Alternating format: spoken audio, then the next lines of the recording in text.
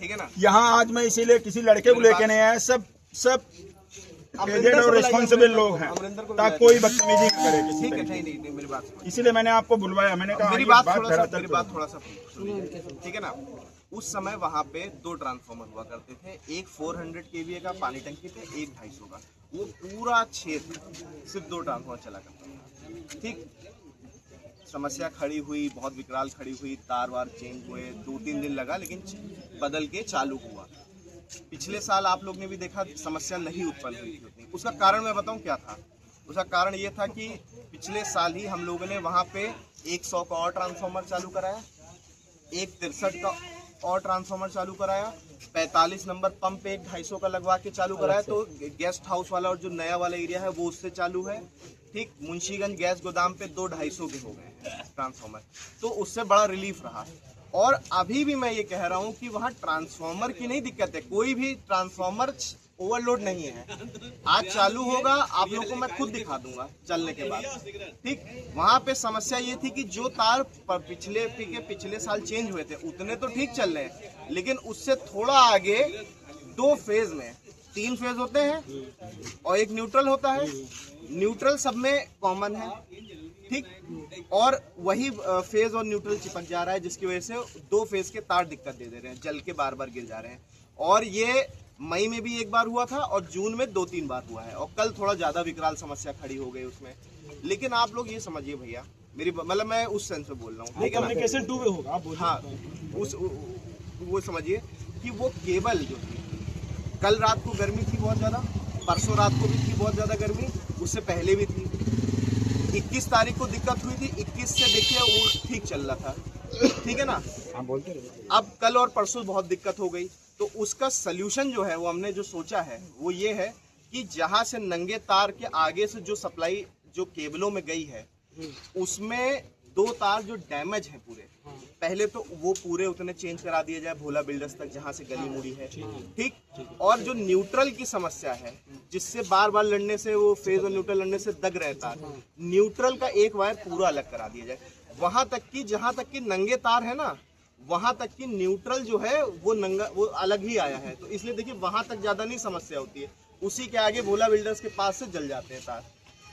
ठीक, तो समस्या का निवारण ये है कि 2 तार वहाँ 2 फेस पड़ जाए और एक और न्यूट्रल पड़ जाए, और व्यवस्था चलती रहेगी। ठीक है, मैं कुछ बोलूंगा।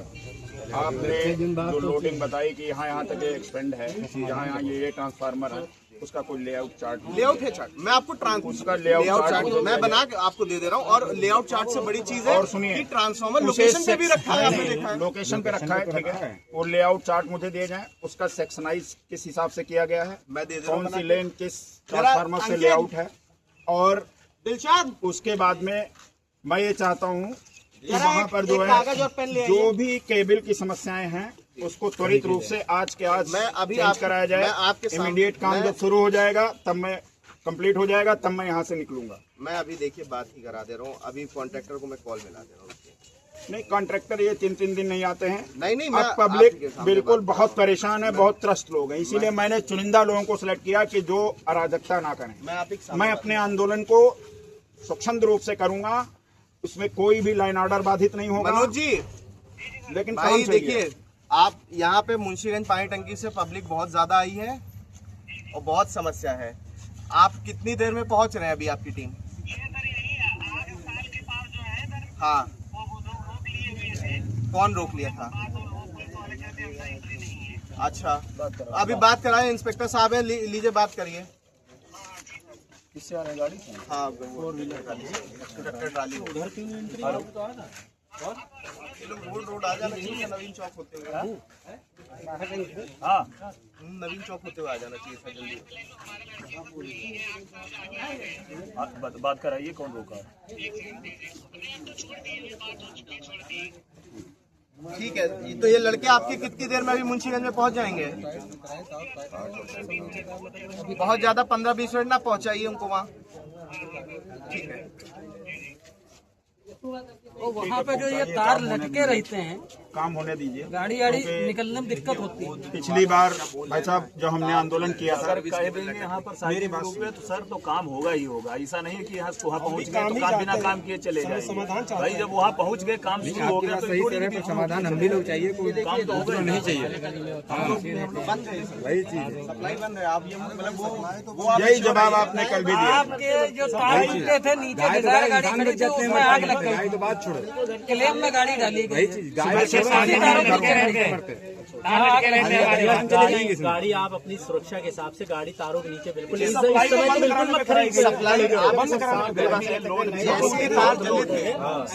थोड़ा सा देखिए यहाँ सप्लाई बहुत लोड है, लेकिन जो उसमें आग लगी होती है वो तो रहती ही रहती है।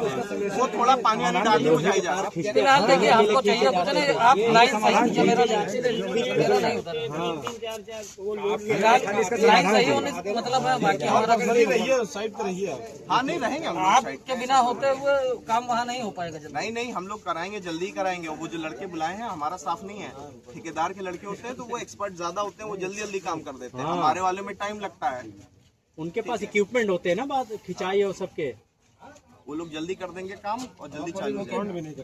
क्योंकि बिना आपके मौजूदगी के काम ये चैलेंज है। मैं भाई साहब बैठूंगा चैलेंज है, मैं समझ रहा हूँ, लेकिन आप ये समझिए। देखिए मेरी बात सुन लीजिए सब लोग, मैं बैठूंगा तब तक जब तक वहाँ तार चेंज होकर के पूरा सिस्टम सही से नहीं होता, क्योंकि लास्ट ईयर भी यही हुआ था।